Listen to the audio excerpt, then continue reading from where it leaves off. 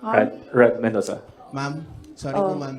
Ma'am, may hanging question ako sa inyo the last time kasi ito yung tungkol dun, yun nga, you're referring nga yung tungkol doon sa tandem ninyo with the President, BBM. And do you think po ba may regret po ba din kayo? Kasi yung mga supporters ninyo were forced to vote for the President as tandem.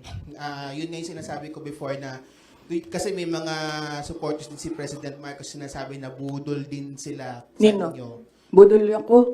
Oo, nabudol din daw kayo nabudol din sila sa inyo. Kasi parang gano'n sinasabi ng mga loyalista ni BBM na bumoto sa inyo as tandem. So, pwede na po ba masagot yun, ma'am, kung sa tingin niyo po ba bumaba yung pagbaba ng inyong suporta sa mga loyalista ni BBM ay parang enough po ba sa iyo na or does it matter po ba na bumaba yung suporta ng mga loyalista ni BBM sa inyo? Hindi ko alam kung ano yung nire-refer nila na nabudol ko sila.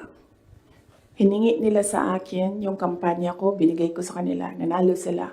So, saan doon ang budol? Nung tumulong ako sa administration, ang DepEd was what? Top 3?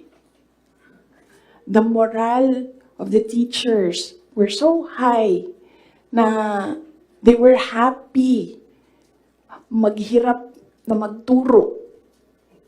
Rain or shine doon sa mga classrooms.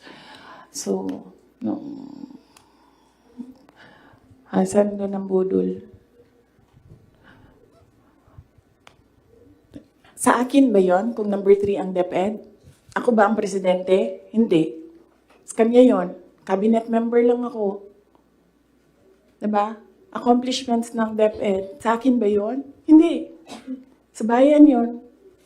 Accomplishment yon ng president. So, budol.